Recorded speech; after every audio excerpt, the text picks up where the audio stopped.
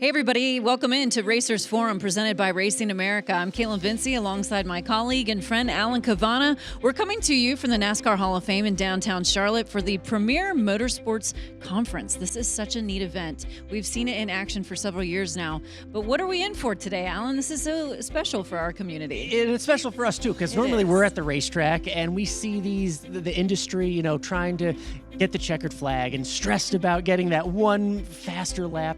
Here, everybody's collaborating on how to make the industry better and how to push it forward. You have the sanctioning body here. You have teams, sponsors, companies who want to get in and integrate with the sport. It's a very unique atmosphere. It is. It's kind of a who's who of the NASCAR business. Everybody coming here together, as you mentioned, from all different entities to talk, collaborate, discuss growth and how we can keep pushing the sport forward, which I think is a neat thing. And I want to talk to you a little bit about some of the things we've seen in NASCAR as of late, of just different things they're trying. I think about Mexico race, Bowman Gray. What has stood out to you about what you've seen NASCAR doing and changing? So much new stuff, because there was a time there where we had the same schedule every year and we wouldn't expect anything to change, right? The last 5-10 years, so much has changed. And that's really a credit to NASCAR and the teams that buy into it as well, right? New tracks. This year was the first year for new media partners. We're going to hear from our friends at Amazon and TNT and the panels here and talking about the state of NASCAR media and how the ratings and playoff format may affect all of that, because it's all about pushing the sport forward together. Because what we're learning today, I think, and what we will learn, is that the teams and sponsors and NASCAR working together, they're all pushing the same direction. I think that's the biggest overarching theme of this conference every year, and we see it, is just a collaboration and people wanting to grow and move the sport forward. So you mentioned it. We've got a lot of people that you're going to want to hear from. Chad Knaus is here. We have representatives from Amazon, Richard Childress Racing, Justin Marks from Trackhouse. You're not going to want to miss it. Lots of great conversations are coming up, so make sure you stay with us right here on Racing America. The president of Spire Motorsports, Bill Anthony. Bill, thanks for joining us here today at a pretty big event with a lot of different people. Absolutely, seeing lots of friendly faces, and was able to survive my panel, so I'm still standing. Good. It was an excellent panel talking about the different aspects of the sport, private equity and money and sponsorship and how all those things balance out. What should people know about the state of whether it be sponsorship for a smaller team or a newer team, and what that means for the sport? You know, it's interesting. Sponsorship's always a challenge, and us as a growing team, that dynamic has changed over time. Our renewals and the size of our deals has increased. I think that's part of our trajectory as an organization, and I think that I am optimistic about where we are, and it's always helpful, obviously, when you have someone like Carson Hocevar who's showing up front in the field, and he makes your life a lot easier when you're on television. But we have some great drivers, and we have a lot of infusion of great talent. Our expectations are higher, and as long as you get close to that standard and you can send that and deliver that message to your partners, it makes your life a lot easier. The mindset that you have to have for 38 out of 39 consecutive weeks, where you have to show up on Monday, wipe your slate clean, and still believe you can win that Sunday. It takes a special character of person, a special grit to do that. And so that mindset, in fostering that mindset and in making sure that people feel that they're engaged in part of the process again is super important. Speaking of special characters, you referenced him, Carson Hocevar. He just kind of does things his own way, but he has a very large fan base and following already that has really embraced him. How do you think he's great for the sport?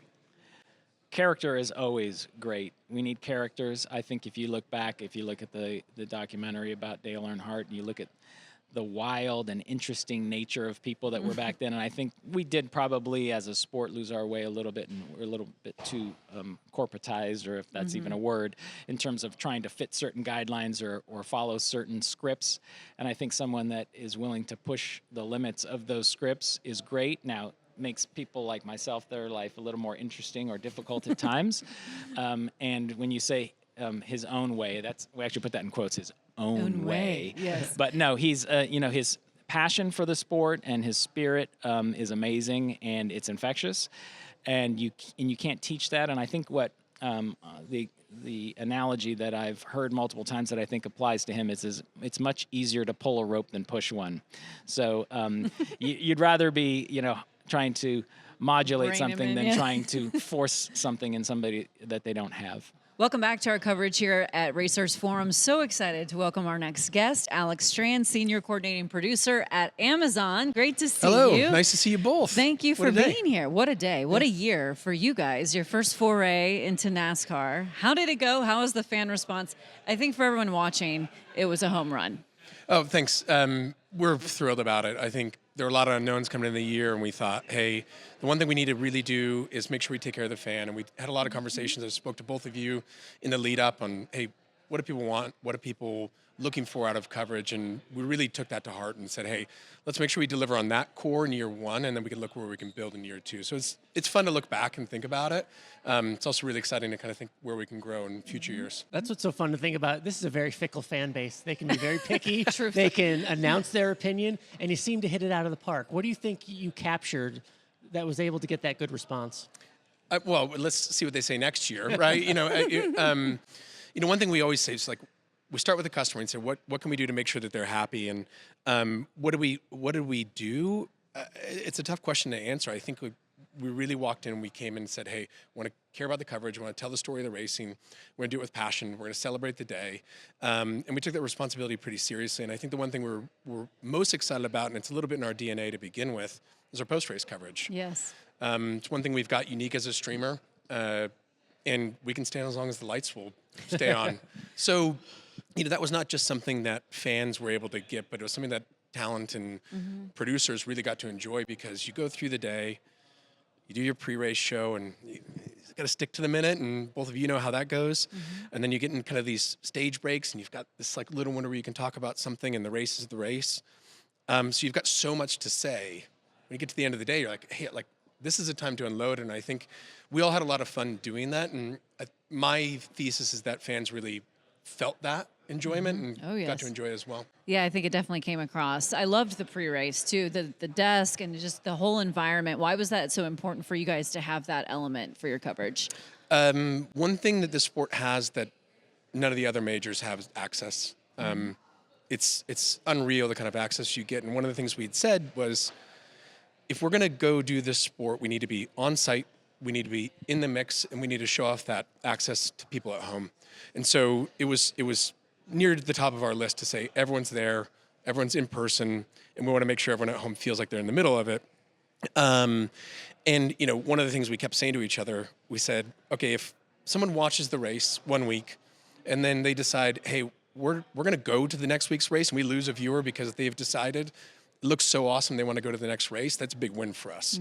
And so that was kind of sort of on our board as something to keep front of mind. In terms of star power, what can NASCAR do to create bigger stars and get that out there? We just talked about access, and I think maybe it's something that this room sort of takes for granted. We're a very small group at Amazon, and so we work on our NFL coverage, we work on our NBA coverage. And one thing we've been talking about all this year is what we've seen on NASCAR from access, and how do we bring some of that into our other coverage.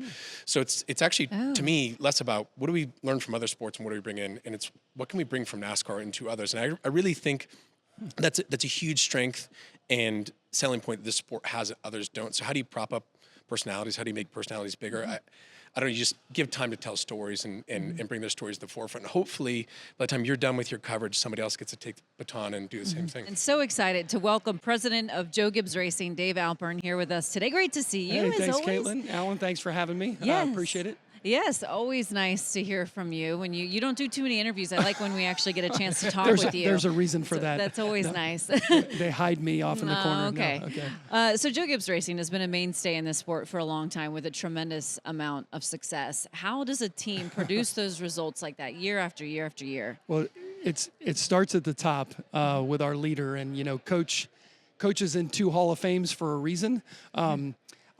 I think each leader has certain superpowers. One of Coach's superpowers, I always tell people, is his sense of urgency. Like I've never seen anyone like it. And so things don't get resolved like the next week or the next day. They get resolved like right now. And I would say that applies to the way that we approach our business. And so we've had a mantra for 34 years that we have been very faithful to. I actually speak to companies about this, and I call it our one question. It's the question that we ask when we make any capital purchase or any hiring decision, we go back to our one question, which is, will this make us go fast? And it could sound hokey, but it is real. It's not what looks good on the P&L. It's not what will people think. It's, will this make us go fast? Because really the philosophy from early on is, if we lead the most laps and we win the most races, everything else will take care of itself. And Coach, with his sense of urgency, has been relentless on that mission, and we've not wavered from it. And really, when you think about our position in the sport, we're one of the few, we might be the only large sports team, racing team that doesn't have any other businesses. So true, yeah. we have nothing to fall back on. We have no backstop. Like, this has to work. And so we approach our business probably differently than some of the others, in that it has to work as a business. And for us to compete with everyone else, it's not going to be because we have more money, or because it's going to be, again, if we lead the most laps and win the most races, recruiting drivers, getting sponsors, everything sort of falls into place. So I would say that's a long way of answering from day one, go fast, and everything else. And Coach, anyone who works there will tell you he's relentless about that. I think I heard in a TikTok video recently that you did that. Okay, that's scary. Parts and people, you said, were the most Yep, important that's thing true, of a that's race true. team. And when I think about the culture at Joe Gibbs Racing, it seems fundamentally rooted in faith, in family, all of those things. What are the philosophies that are most important to Joe Gibbs Racing? It is, and I appreciate you asking that, Caitlin. And this is on our wall down in the shop. I think culture at Joe Gibbs Racing is a three-legged stool. I've said this from the beginning. Honor God, put people first, and relentlessly pursue winning. And it's easy as a sports team to focus on the latter, because we're all about winning. But I believe literally, I believe with all my heart, because I've seen it, that the winning is a byproduct of the first two.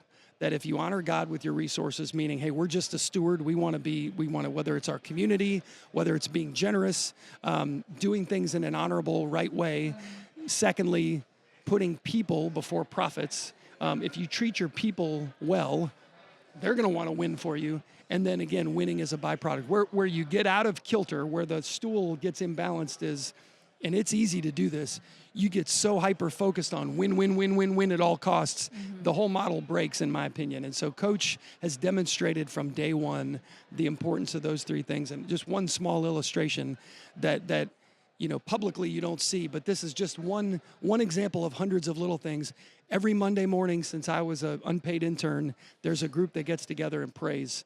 It used to be we prayed by name for every employee. Now that would take a long time, but we're doing the things like that to remind us that it's really about the people, and it's about being faithful with what we've been entrusted with. And Coach, again, has been a great model of that for me. Some of the biggest stars have raced for you guys and currently do. What role does that play, the star power element of a team and having drivers that just really appeal to a wide fan base? I think that's a great point. And it's funny, we seem to attract those personalities, and when you ask Coach about his coaching days, what surprises a lot of people is it's the guys like John Riggins and Gary Clark that you would think, didn't those guys drive him crazy? And he was like, yes, but he loved them.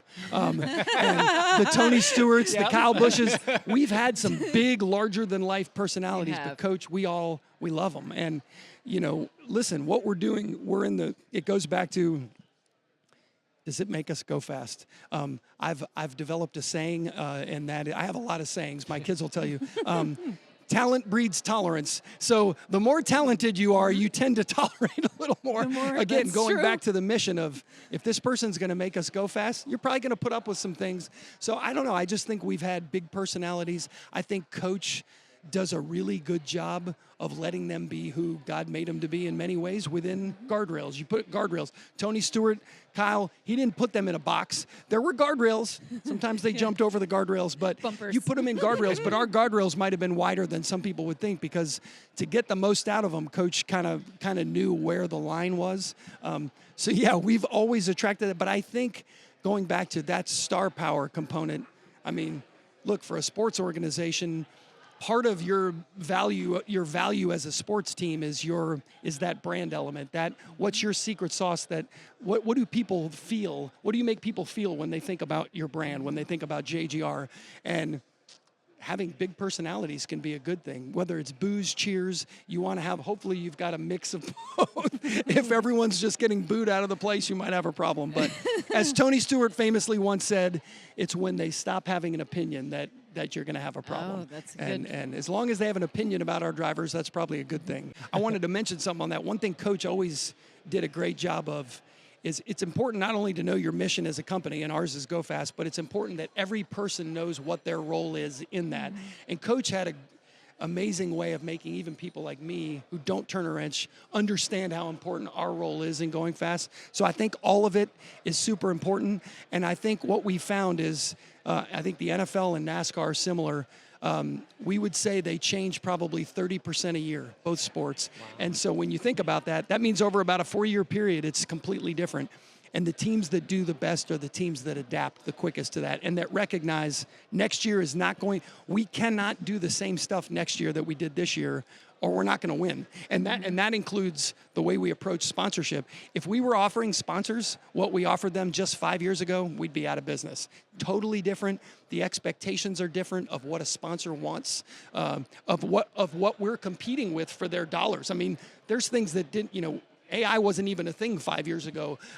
Social media influencers 10 years ago weren't a thing. And so how are we adapting to the adapting needs of a decision maker at a brand? That's all part of successful race teams being able to continue to feed the machine. And one of our favorite guests joining us now, Chad Knaus, Vice President of Competition at Hendrick Motorsports. Great to see you, as always. Yeah, thanks for being here. Yeah, thanks. This is exciting. What a great event, and obviously being able to be here with all of the partners and the people that are around our industry, it's a lot of fun. It's an exciting opportunity for me to go out there and have some dialogue with a very cool panel. Yes, I love that you're moderating a panel. That's very good. I want to just talk overarching about the season as a whole for Hendrick Motorsports, multiple cars in the title hunt. How do you feel 2025 has been?